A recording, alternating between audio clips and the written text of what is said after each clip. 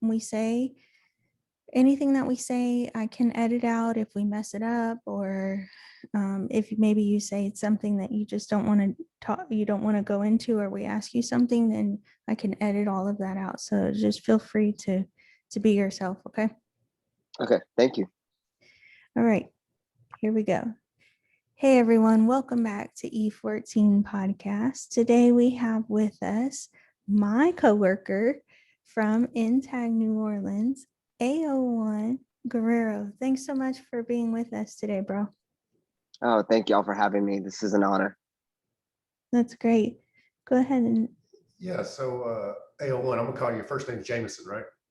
Yes. So I'm just gonna call you Jameson. Can you tell us a little about yourself, where you've been, what you've done?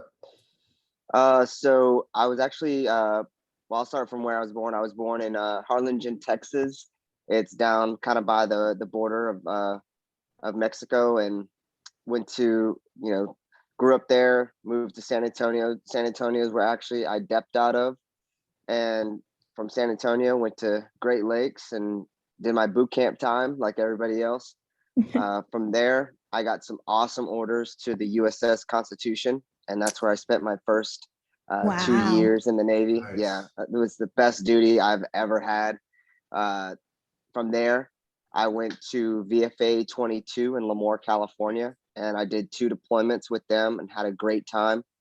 And from there, I said I truly wanted a challenge, and that's when I went to INTAG New Orleans, and I became a recruiter. And it was a challenge for sure. I can attest. It's nice to have another Texan on the podcast. Now you're outnumbered. I know I'm outnumbered. I don't like that at all. Bullshit. But before we get any further, guys, let's pause for a word from our sponsor. Welcome back, everybody, to the E14 Podcast. We got with us AO1 Jameson Guerrero. Exactly. INTAG's pretty big, man. Where are you actually stationed at in INTAG New Orleans? Baton Rouge. Baton Rouge, so our state capital. Yeah. And just killing it, because he actually just got the Centurion award. So he's put in, from the time start to now, 100 contracts. Holy cow! Awesome, man. Congratulations. Killing it out there. All right, so this is the first part of our new series for season 3, the Charge of Leadership, and we're going to go into some different scenarios that leaders may be approached with, or they may have to learn. I don't know how to even say it, because it's not a burden. It's not a burden, but sometimes leadership can be difficult. It's a challenge. So that's why we said the charge of leadership, right?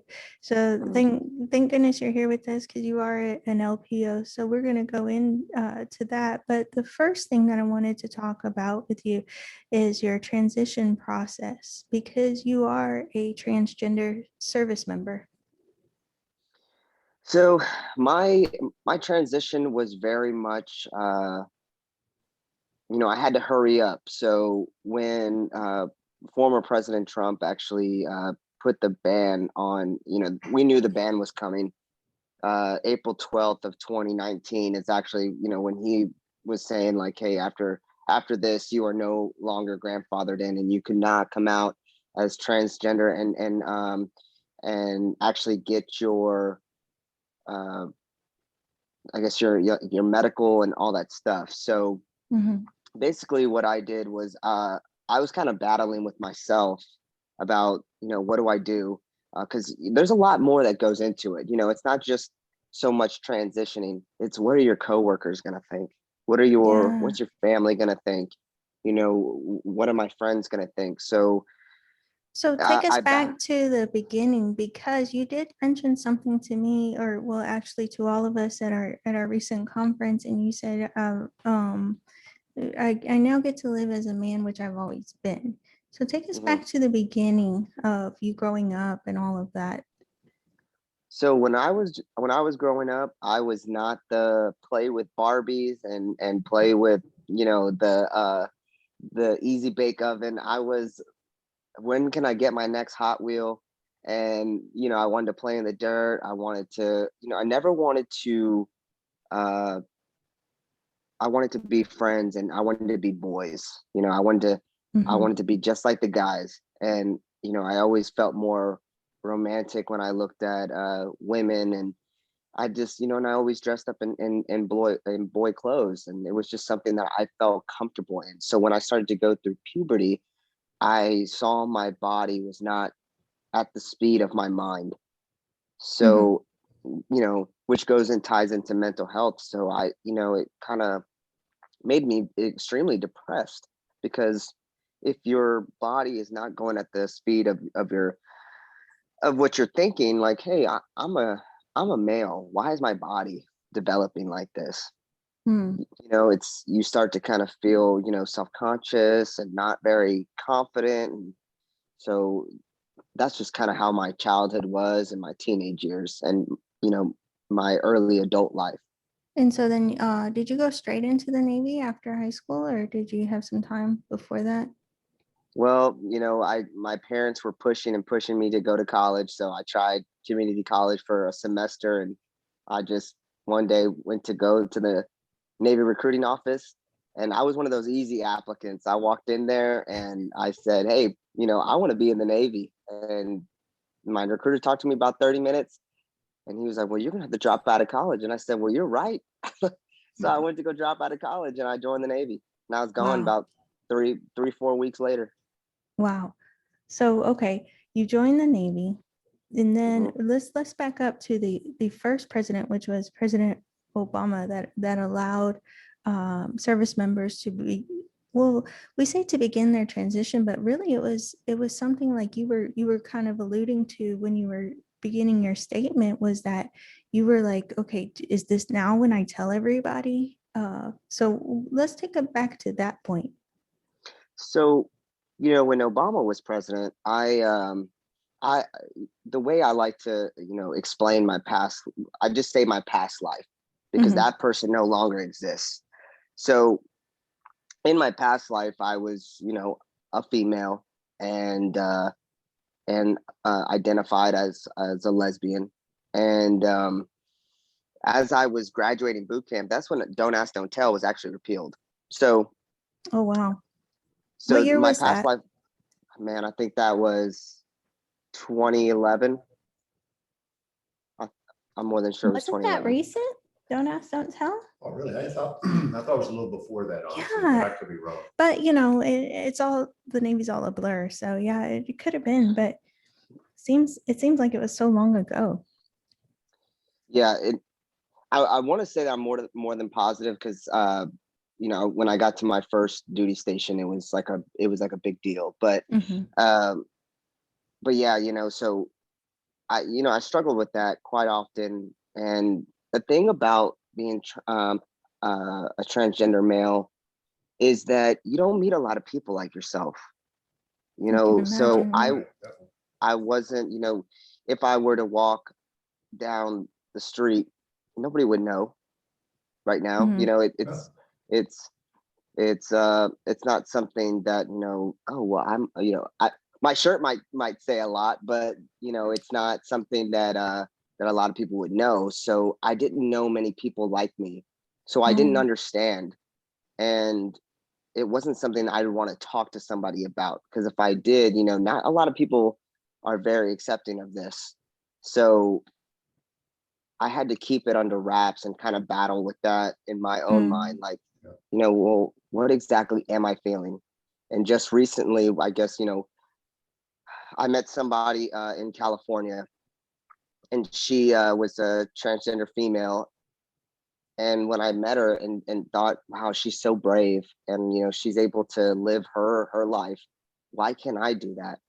Mhm. Why can't I come out and be that way? So, you know, it was her that kind of made me feel like, well, why don't I just come out? But I was actually married at the time, and it just wasn't in the cards for me. So I Oh man, is that our internet? Hold on. Sorry. Hopefully that so first part saves. So we got yeah. that it wasn't always in the cards for you. So you were talking about the person that you were meeting in in California that Yeah. encouraged So yeah, so she kind of, I remember, I was barbecuing, and she was actually my ex-wife's friend, and she was outside with me, and and I was telling her, I was like, I actually think that I am transgender. And she was like, well, you know and she just asked me, well, do you identify like as a male? And I said, yeah. And she was like, well, why don't I, start calling you he and him and see how you feel? And so she did. And I remember just feeling so warm inside, like, wow, like I finally belong. Like that wow. sounded so right. But I could not really truly, be honest with the person I was with at the time about, how I truly felt. It just wouldn't have worked out. But once we were able to separate, I actually had enough courage, because, I was like, what, let me live my life. Why am I Mhm. living it for others? So that's when I came out. Awesome. So And then that's of course, in the Navy, it allowed that. Go ahead, Heath. that's crazy how that little pronoun can change your life around, Yeah. right? From she to he. Hmm. Like you said, like I can imagine that being like if somebody called heterosexual, like say called me her, him, it'd be the opposite. But I never even thought about that until you said it right there. Yeah. Never even honestly, because I don't live it, so it's hard for somebody like me to understand. But when you said, it really opened my eyes a lot, Jameson, a lot. Yeah. So Yeah. let's talk about that, your transition starting Navy wise, or back to that point, when you figured out, hey, this is who I am, I want to live this life and everything, and then boom, the president says, hey, now we're gonna start allowing transgender servicemen and women into the military. This was your chance, right? Well, it was already kind of a thing, right? So before April 12th of 2019, it was the thing where you can come out as transgender, and you can actually get the medical, help that you need, um, you know, being on hormones and all that stuff, Mhm. which April 2019. So I got to Intag New Orleans October of 2018. And I actually sat down with the doctor April 5th of 2019. So just a couple of days prior to the cutoff, I sat with the Brian. doctor, but it was hard because, I was talking to my chiefs at the time, and I was keeping it very hush. It wasn't something I was, yelling out like, oh, I'm a trans man, and look at me. It was like, what do I do? And I was talking to my leadership for their guidance. And luckily, the two people I worked for were, I mean, awesome. I couldn't have asked for two better individuals to work for that, gave me the strength to go, because I had Mhm. to go to a doctor in Shreveport. So Wow, that's far. yeah, so they allowed me to, they were like, go do your thing. You go and take care of yourself. And, in recruiting, it's a little hard to go all the way to Shreveport and take care of yourself. So I was about to it, say, I can't imagine being a harder job to go TAD, 5 hours, 6 hours away from where you're working at. I can't imagine that must have been tough. well, it was something that, I didn't want to go TAD. It was something I had to wake up in the morning, Oh, go drive over there, because if I were to, say, hey, can I get some TAD orders? The command would have been like, well, for what? You always have to ask, well, what is this? yeah. What are these orders for? So, I sat down when I got there to Shreveport. I sat down with the doctor, and I mean, I was a mess. I was a mess because, one thing I didn't know is that when you actually do get diagnosed with gender dysphoria, that they have to call your commanding officer.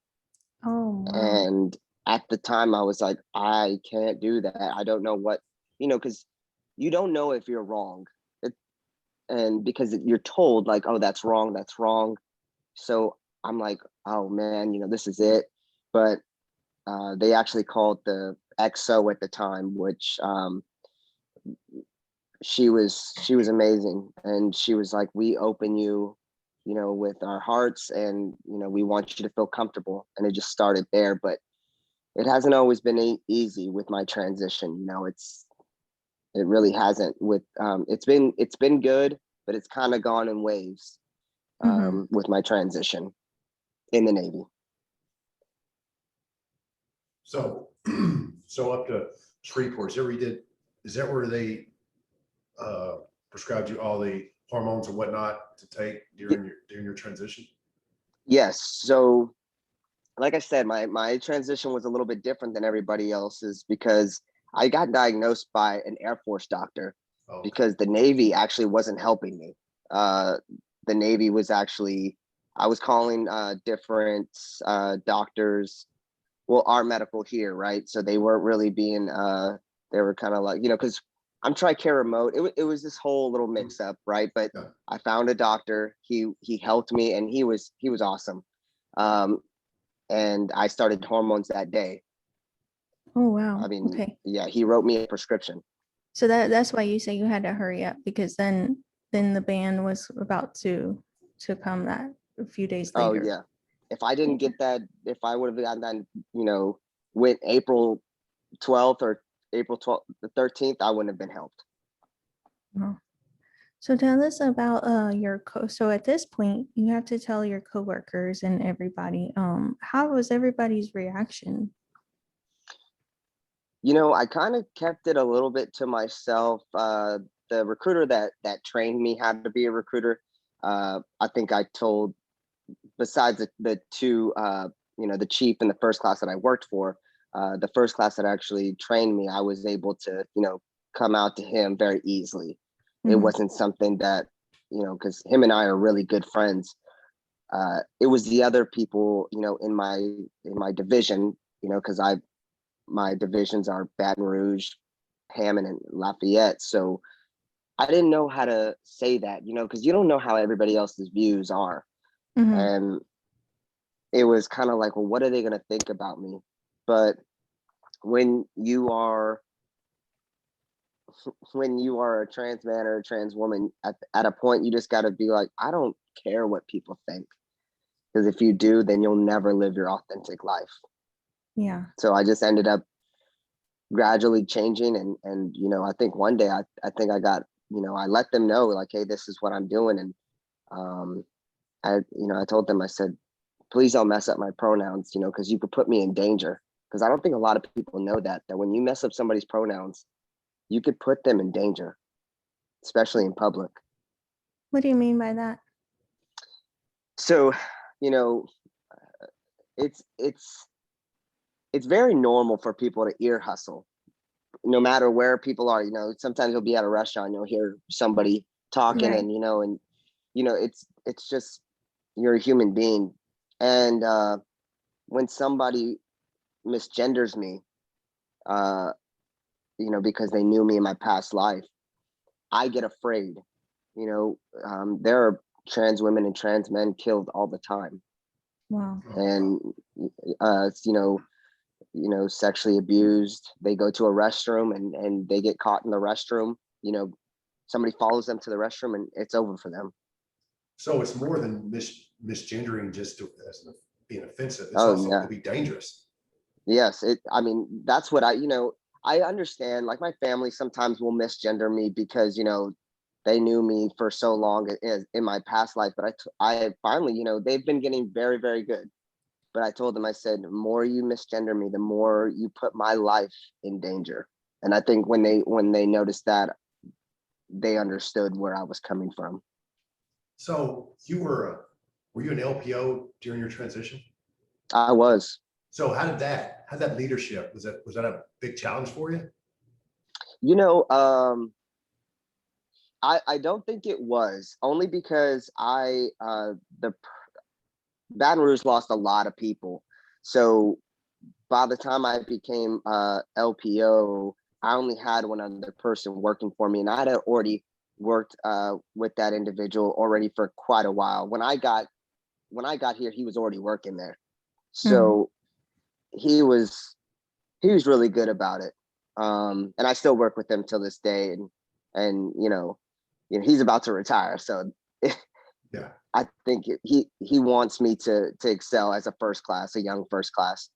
So now I would say I have, some sailors working under me, and it's not a problem. It's never been a problem. They treat me just like one of the guys. Because I tell Jamie all the time that LPO is the hardest job. And I'm gonna tell you why. You're catching shit from below, you're catching shit from above. I remember being LPO, it sucked. I mean, I Yeah. wouldn't change it for anything, but it was tough. So I was just curious if your authority was ever in jeopardy due to your transition. No, and you're right. I mean, that's a good way that you put it, because you do take shit from the bottom and you take shit from the top, and I think that's what takes you into khakis is that how you're able to handle all that, and how you present yourself as a leader. Definitely. That's, you put it well out there, but Yeah, so I wanted to ask you a question because I know that we've been kind of talking off to the side about proper terminology. And one of the things that I think we need to get out there and for leadership to hear now that we are opening up to transgender service men and women is the proper way to address our sailors, because you don't want to offend. And what I fear personally is that they'd be so scared to, I don't want to offend or I don't want to mess it up, that they just don't talk to the sailor. And that's not the proper way to lead somebody. You have to be intrusive. You have to know that person, and you can't be afraid to talk to your sailors. So can you kind of enlighten us on some of the different ways that you can use the words transgender and your pronouns and that sort of thing? So best way to put it is, don't never say like, oh, Petty Officer Guerrero is a transgender. The best way to say it is, oh, Petty Officer Guerrero is a transgender service member, or a trans man, a transgender male. If there was a female, you could say, Petty Officer so and so is a transgender woman, or a trans woman, or or the transgender service member. You never want to say that, oh, he's a transgender. You could say, when I was coming out as trans, or letting people know that I was transgender. That's the best way to put it. And I know that or I read anyways, that each person individually has their own way that they want to be referred to. So it's probably yeah. always a good rule of thumb to ask that service member, like, hey, I don't want to offend you, so just lay it out to me. How is that? I mean, would that be all right? That is perfect. I actually had I had somebody that I worked for in the squadron, and he's a chief, and he called me and he said, hey man, I just got somebody who is transitioning. How do I handle this? What do I do? How can I help this sailor? And I think it takes a really great leader to reach out and say, hey, I don't know, but tell me so I can come correct. And if you don't know, ask. That's Right. I think that's the best. You don't ever want to assume. You always want to ask, and they get upset. Like, I honestly, I couldn't imagine anybody getting upset, because you want to ask those questions. You would never want to assume. Yeah, I think that's a great rule of thumb. that's a good rule of thumb. I think I want to get into your family life a little bit, if you don't mind, Jameson. Of course. I know you're from Texas. You're from South Texas, Yes. Harlingen. Even though I'm not talking about how people vote, I'm talking about how people think. I've spent a lot of time in Texas. Jamie's from Texas. I spent a lot of time in South Texas. They're pretty conservative thinking. Oh yeah. Not how they vote necessarily, but how they think. When you talk to your folks about that, how did that go over, man? Well, it's so my mother actually passed away in 2013. So, God rest her soul. I've never been able to let her, be her son. So that's what, and people always ask me, what's something that you, wish that you could do, or how do people ask me? They're like, well, what is one thing about your transition that you wish could be different? And I wish I could just tell my mom, like, hey, I love being your son. But I have a stepfather and I have a biological father, and my biological dad, super good about it. Honestly, my props are to him.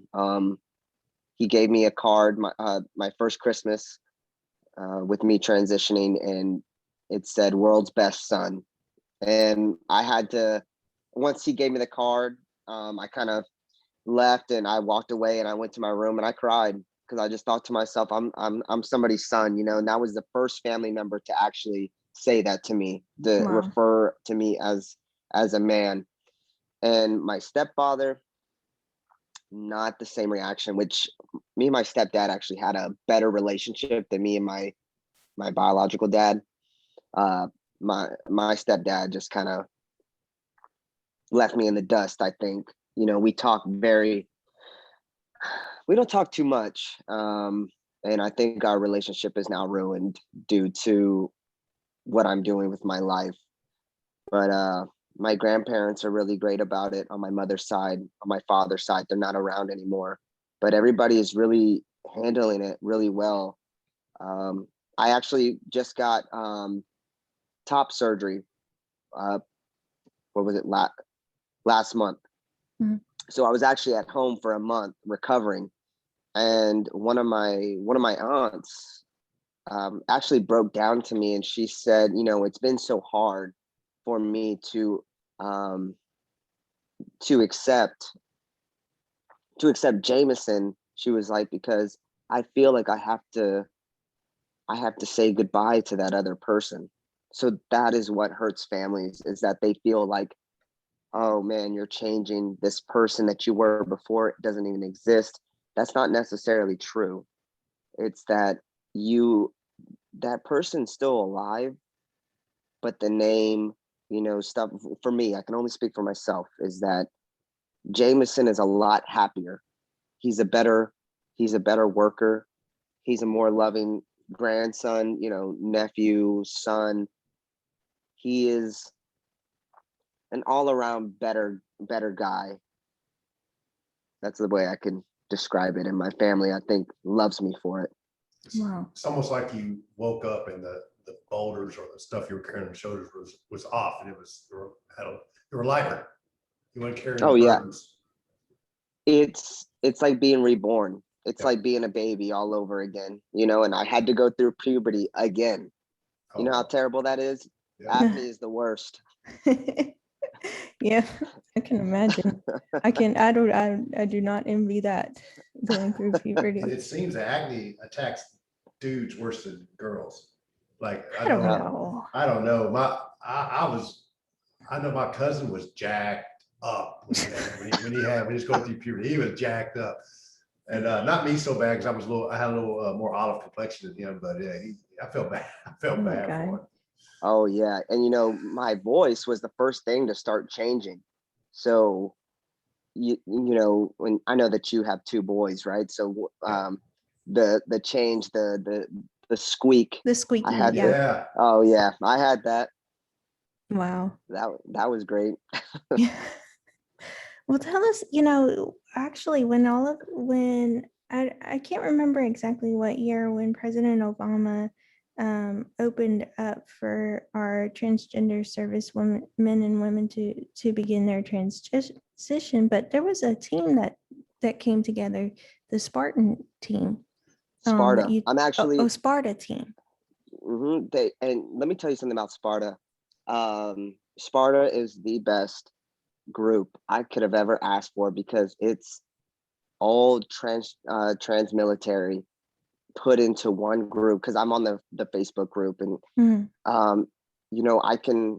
I have said some things like, hey, I'm about to come out to my family, what do I do? And I've had, they've said, hey, we love you. If you don't get acceptance from that family, you have us. So Sparta helps, these young people who are just coming into themselves, to be able to be comfortable. because the military, it's a family, but not everybody is accepting in this family, but for sure that Sparta is going to be there for you. And so, like, if let's say there's a chief or a leader or CO, whatever, and they may have a transgender service member serving under them, would Sparta be a good resource for them to reach out to get some knowledge on how they can deal with their young sailor? Oh yeah, I think that I honestly think that commanding officers or just leadership, really, I think that they need to get, they need to know these resources, because if you think about it, leaders know all types of different resources, from fleet and family to all types of different resources. But you have a transgender service member that comes up to you and they're like, they don't know what to do. They're deer in the headlights, or they stop They're talking to that service member. It's just, they don't know what to do, because nobody's taught these leaders how to do that. I could probably walk up to one of the first classes here in Antag, New Orleans, that is an LPO, and if I were to ask them, would they know the answer? And it's not their fault that they don't. Mhm. It's because that nobody has taught them. We've been taught from our younger years, hey, you have this, you have this resource and this resource and this resource, but what about this?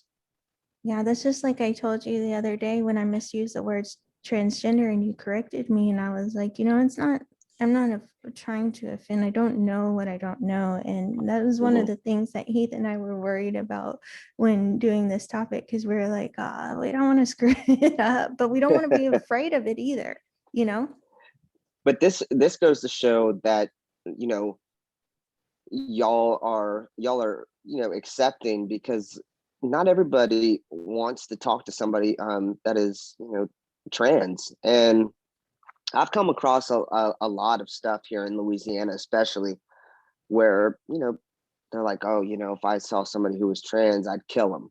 That's pretty extreme. Yeah. So and not everybody in the military, because I look at it, my Navy HR, when they came out with the new policy for transgender service members, I mean, those comments were disgusting. And some of those people we serve with in this Navy. Yeah. And there's no doubt that there will be somebody that listens to this podcast that has a very strong opinion. But here's what I say to them, and Heath and I have discussed, with every movement that the Navy has done to include, when we're talking way back to women on ships, women on submarines, don't ask, don't tell being repealed, with every movement, there has been this huge rise of opinions and drama. And then it kind of fades back and we all get used to it. And then everybody just kind of becomes navy blue again, right? But but we're going to go through that rise. I remember sitting in an auditorium when a bunch of people telling us that same-sex marriages get the same benefits as if they were opposite-sex marriages. I remember having that training. Wow. And there was people like, WTF, this and that, it was, you can hear the grumblings through the crowd, but my opinion, at the end of the day, whether you agree or not, every human being has the right to pursue happiness. And none of us are judges. None of us are the jury. So we don't make policy, we support policy. Yeah. So our job is to take care of each other the best way we know how. 100%. Yeah. And that's not, I think, something that the military, is that we have to learn how to adapt. We don't live in the 50s or the 60s anymore. This is 2021. This is a whole new life, and it's equality for all. We want everybody, if somebody wants to get married, same sex, opposite sex, marriage isn't easy. I'm divorced, and it was hard. It was hard being married. And, even though we didn't work out, that was just something that, hey, I wanted to do that.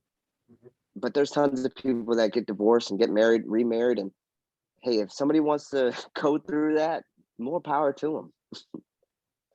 So what advice would you give let's do advice to the service member that may be wanting to transition or feeling like they're out of place. What advice would you give to that person? Don't be afraid. It's it's um it's not as hard as you think. And if you use your resources, and if you're in the military, you have Sparta, you can reach out to me.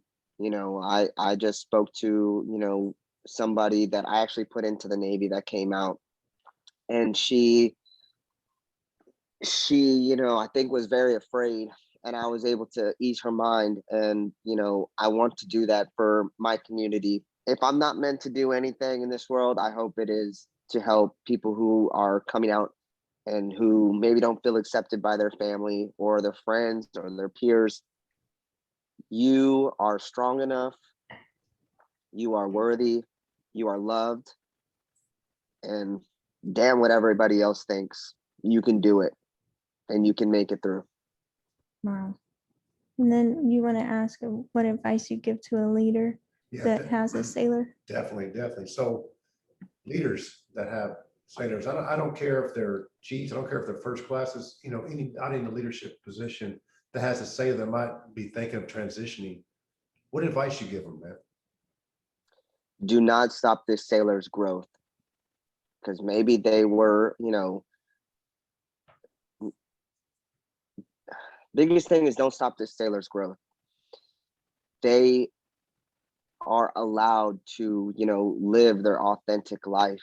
And you as a leader are there to bring them from a young sailor to, to your level, or further than that. And you as a leader should be accepting and wanting to go up and beyond to be there for your sailor. Don't ever stop your sailor from wanting to be who they are. Something that I want leaders to understand is that your personal opinions or how you feel, or religious, whatever, your biggest concern should be sailors. Wow. Man, thank you for that. Sailors always, right? Always. Yeah. Well, we just appreciate you coming on and sharing your story and being so open, because it's not easy. You just recently actually started speaking out about it, and it's not easy to come on such a big platform and share it with And everybody. we are such a big platform, Well, I mean, I was speaking it into existence. I know, that's good. I know, I was too. Anyways, it's not easy to share that story, and you're being so open is actually going to help people, because I know that it's helped me understand where you're coming from and help me understand how to word things correctly, things I didn't know before. And I hope that it helps other leaders out there. I hope that it helps other sailors out there that are thinking of transitioning, and I hope that it helps open some people's eyes. Yeah, perfect. And I didn't know a lot of this stuff either, Jameson, at all, because you're probably the second transition sailor I've met, but I always call him Sailor, or by the last name. I don't think about it. Yeah. I'm like, Because hey, if I saw you, I'd be like, hey, Guerrero, what's up, dude? I wouldn't yeah, even. because at the end of the day, we are just sailors. We're nobody different. Mhm. One thing I will leave you with this is that something I told in Tag New Orleans, I said, just because I'm transitioning, that does not stop me from making goal, mission, from, doing my job. I said, this is my personal, keeping personal away from work, even Right. though the Navy does help me with, all my surgeries and all that. But I give a lot to the Navy, and I have, I put in 101 contracts, and, my chief has called me at 9 o'clock at night for a projection, and, everything I do is for the Navy. I love the Navy. I've given 10 years to the Navy, and I plan to give 10 more. I put in a CRF package to come over to the dark side, and Yes. I plan on, putting on khakis and being that leader that we need. Leaders like y'all who, you know, are so accepting of letting me come on your podcast and actually explain my story so we can help more leaders and more sailors. That's what it's all about. Well, thanks for that. Thanks for that, man. I appreciate that. Yeah. And with that being said, we'll wish you fair winds. And following seas. That was good. That was really good. I hope that